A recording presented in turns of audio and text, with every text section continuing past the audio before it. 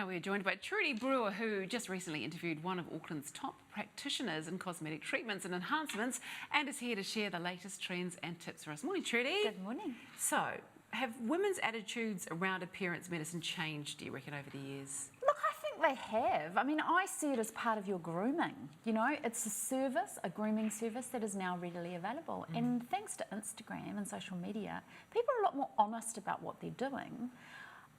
And some of the results look great. So, yeah, I think it's acceptable, it's accepting, and, yeah, it's out there.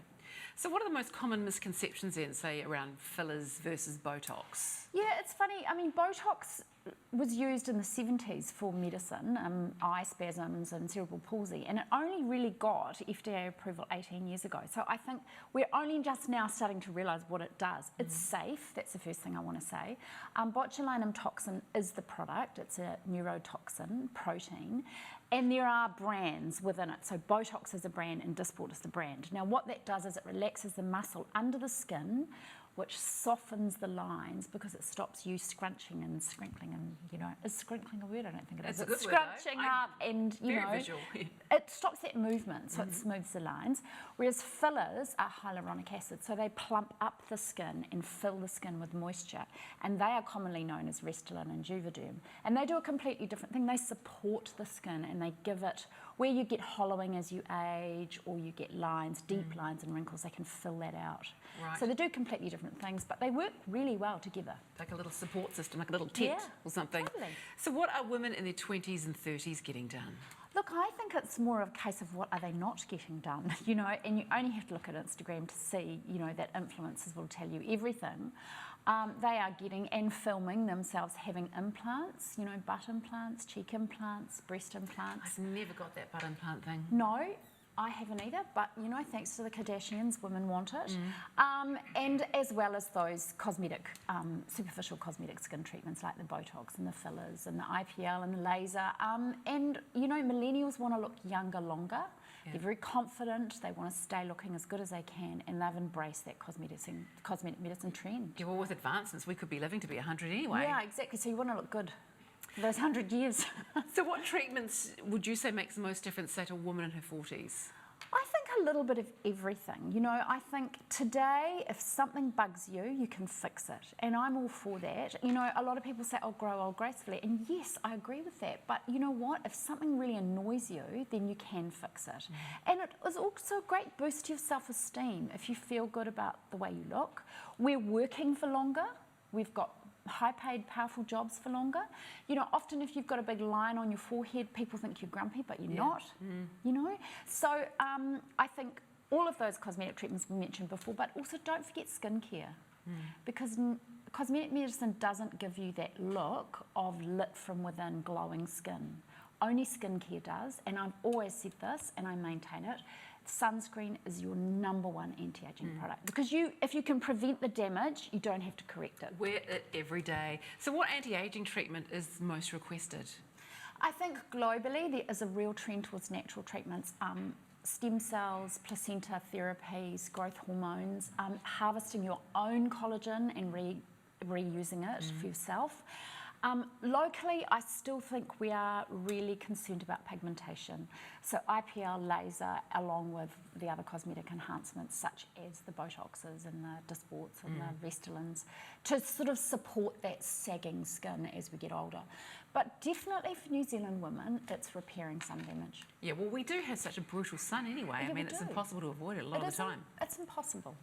Particularly if you are a woman in your 40s and you've probably spent your teens and your 20s. When your mother said, go out and get some sun on that white body. Yeah, and you'd go, sunscreen on my face? No, I want a tan. Exactly. Don't do it. So it's that accumulative damage that we did get in our teens that we're now trying to get rid of in our 30s and 40s. When we were young and stupid. So what to you is overdoing it? Do you know what? I think if you can notice that somebody's had appearance medicine or cosmetic medicine, that's too much. Overfilled lips is my bugbear. That Marge Simpson look to your top lip bigger than your bottom lip. Your top lip should be naturally smaller than your bottom lip. Look at children, little children, babies. They hardly have a top lip. Their bottom lip is more pronounced. Big pillowy cheeks. I think a lot of women, probably in the 80s, overdid the skin peeling. so they've got a slightly stretched, shiny look to their face, that is a dead giveaway. Sort of waxen look. Yeah. Also, I think you need to be careful. You know, we're obsessed with how we look our face, but your greatest area is the hands and the neck. So a lot of women have a lot of treatments on their face and they let their neck and hands deteriorate where they don't do anything. So that sort of toughened, tethered looking skin that's full of sun damage can actually give away. And look, you can look older with too much appearance medicine because your face looks so youthful and unreal. And from the neck down, you look your age. So I think you've got to be mindful of lifestyle, diet, you know, looking after yourself. And I also find if people have had too much appearance medicine, they all begin to look the same. Yeah, on some of those reality TV shows, you look at the women, you're like, you're beginning to look the same. You know, more and more practitioners, doctors particularly, are using a less is more approach to appearance medicine and cosmetic medicine. And I'm really glad for that, because less is more is a better result than having too much. And you can get slightly addicted to it. You know, there are women out there, and I have interviewed doctors who have refused to treat them because they want more and more and more.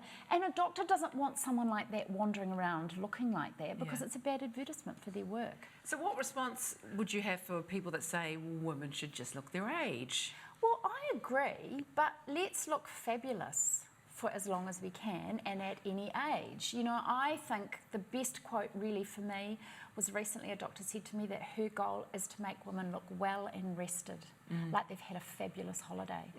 Now, you know what it looks like when you've had a fabulous holiday? Yes. You don't look stressed, you look great, you've got a little bit of glow. I vaguely remember it. Yeah, I know, it's a distant memory. But that is the goal. And for me, I think, you know, if you can spot it, it's too much. So what advice would you give to someone who is maybe searching for a doctor in the cosmetics world?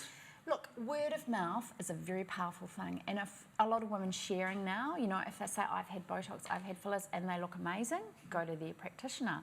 I think we belong to a very strong petticoat network of women who will share what they're doing.